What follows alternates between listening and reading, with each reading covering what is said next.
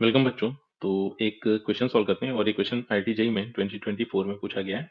Question की statement कुछ ऐसे है, let a be the sum of all coefficients in the expansion of 1 minus 2x plus 2x square to the power 2023 times 3 minus 4x square plus 2x cube power 2024 and b is equal to limit extending towards 0 integration from 0 to x of natural log of 1 plus t divided by t power 2024 plus 1 whole divided by x square dt.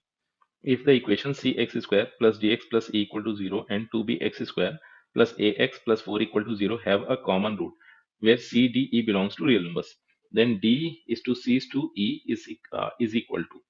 तो अब एक काम ही करते हैं कि a दिया गया है यहाँ पर सम ऑफ ऑल कोफिशिएंट्स। तो किसी भी एक्सप्रेशन में अगर अपने को कोफिशिएंट का सम इवेलुएट करना होता है तो हमेशा वेरिएबल्स के प्लेस पर 1 पुट कर देते हैं। तो यहाँ पर इस एक्सप्रेशन में अगर अपने को सम ऑफ कोफिशिएंट्स चाहिए था तो यहाँ पर वेरिएबल के प्लेस पे सिंपली 1 पुट कर देते हैं। तो जैसे ही वेरिएबल के प्लेस पर 1 पुट किया तो ऐसे मिल जाएगा 1 minus 2 plus 2 power 2023 then 3 minus 4 plus 2 power 2024। तो फर्दर सिंप्लीफाई करें तो 2 से 2 कैंसिल, 1 पावर 2023 तो ये 1 बन गया। फिर 3 प्लस 2 5 माइनस 4 तो ये भी 1 आ गया। तो अल्टीमेटली ए की वैल्यू यहाँ से 1 मिल चुकी है। फिर अपने को बी इवेलुएट करना था।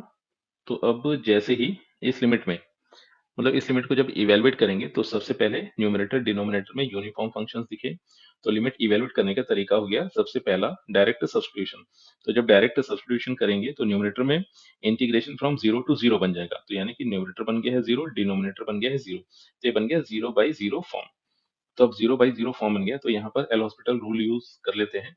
तो बी को यहाँ से लिखा जाएगा लिमिट एक्स टेंडिंग टुवर्ड्स 0। तो अब यहाँ पर न्यूमरेटर को अलग डिफरेंशिएट करेंगे, डिनोमिनेटर को अलग से डिफरेंशिएट कर देंगे। अब न्यूमरेटर को जब डिफरेंशिएट कर रहे हैं तो न्यूमरेटर को लेबनीज रूल की हेल्प से डिफरेंशिएट करेंगे। तो इसमें होगा ये कि अपर लिमिट का डेरिवेटिव, तो x का डेरिवेटिव अपने को चाहिए विद रिस्पेक्ट टू x। तो x का डेरिवेटिव बना 1। फिर उसके बाद जो इंटीग्रैंड होगा वहां पर t के प्लेस पर x पुट कर दिया जाएगा। तो इस तरह से ये मिलेगा अपने को natural log of 1 plus x divided by x power 2024 plus 1। फिर माइनस लोअर लिमिट का डेरिवेटिव और फिर टी के प्लेस पर लोअर लिमिट को पुट कर देंगे। तो अब यहाँ पर जीरो मल्टीप्लीकेशन एनीथिंग आया तो रिजल्टेंट जीरो ही बन जाएगा। तो यानी कि माइनस के बाद जो कुछ भी रिजल्ट बनेगा वो हमेशा जीरो ही रहेगा। और डिनोमिनेटर का डेरिवेटिव बन जाएगा 2x। तो थोड़ा इसको रीअरेंज करके लिखते हैं। तो b यहाँ से मिला है लिमिट एक्स टेंडिंग टुवर्ड्स 0, ये बना natural log of 1 plus x and division में आ गया है। और 2x लिख लेते हैं पहले यहाँ पर 2x और फिर मिल रहा था x पावर 2024 प्लस 1। तो अब इसको थोड़ा और रीअरेंज करके लिखते हैं। और 1/2 कांस्टेंट है उसको अलग कर लिया, फिर लिमिट को ऐसे लिखा लिमिट x टेंडिंग टुवर्ड्स 0। और अल्जेब्रा ऑफ लिमिट से हो गई कि लिमिट इंडिविजुअली मतलब प्रोडक्ट में अगर एक से ज्यादा फंक्शंस आ रहे हैं तो लिमिट उन सभी फंक्शंस पर डिस्ट्रीब्यूट हो जाएगी। तो यहाँ पर अगर देखा जाए तो एक फंक्शन ऐसे मिला ln 1 plus x and division में x, तो एक लिमिट ऐसे मिली। फिर dot limit x tending towards 0 1 upon x to the power 2024 plus 1 और दूसरी लिमिट कुछ ऐसे मिल गई। तो अब ये तो एक स्टैंडर्ड लिमिट हुई और इसकी वैल्यू बन गई है 1।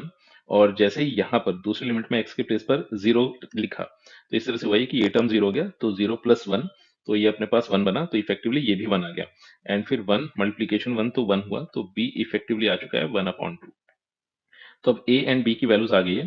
फिर जो सेकंड इक्वेशन दी गई थी सबसे पहले उसको उठाते हैं क्योंकि उसी में ए एंड बी की वैल्यूज का यूज किया गया है। तो वो इक्वेशन थी 2bx² plus A x plus 4 equal to 0। अब इसमें ए एंड बी की वैल्यूज को पुट करते हैं तो मिला 2.1/2x² plus x plus 4 equal to 0। तो अब यहाँ से रिजल्टेंट बन गया है x² plus x plus 4 equal to 0। तो अब एक काम ही करते हैं इस क्वाड्रेटिक का डिस्क्रिमिनेंट कैलकुलेट कर लेते हैं। तो डिस्क्रिमिनेंट यहाँ से मिलेगा b² माइनस 4ac। तो डिस्क्रिमिनेंट इफेक्टिवली नेगेटिव आ गया। तो इसका मतलब इस क्वाड्रेटिक के दोनों ही रूट्स नॉन रियल है या फिर ऐसे बोले कि कॉम्प्लेक्स कॉन्जुगेट गिवन है।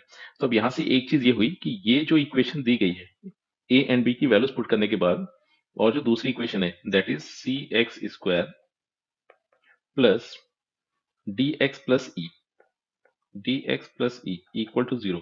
तो अब क्वेश्चन में एक आ गया था कि इनके रूट्स कॉमन है। तो इफेक्टिवली अगर देखा जाए तो ये जो क्वाड्रेटिक दी गई इसके दोनों ही इमेजिनरी रूट्स मिल रहे हैं। तो इफेक्टिवली होगा ये कि इसके भी दोनों ही रूट्स इमेजिनरी होंगे। तो यहाँ पर इन क्वाड्रेटिक में दोनों ही रूट्स कॉमन है। अब अगर दोनों ही रूट्स कॉमन है तो इनके कोफिशिएंट्स गिवन प्रोपोर्शन में होंगे। तो यहाँ पर एक्स स्क्वायर के कोफिशिएंट को अगर देखा जाए तो वहां से मिला सी अपॉन वन, एक्स के कोफिशिएंट को देखें तो ये मिला डी अपॉन वन, एंड अगर कांस्टेंट टर्म को देखा जाए तो ये बन गया है ई बाई फोर। तो अब यहाँ से फर्दर अगर देखा जाए तो डी सी एंड ई का रेशियो अपने को चाहिए था, तो डी सी एंड ई का रेशियो मिला 1:1:4। तो यही इस क्वेश्चन का आंसर है।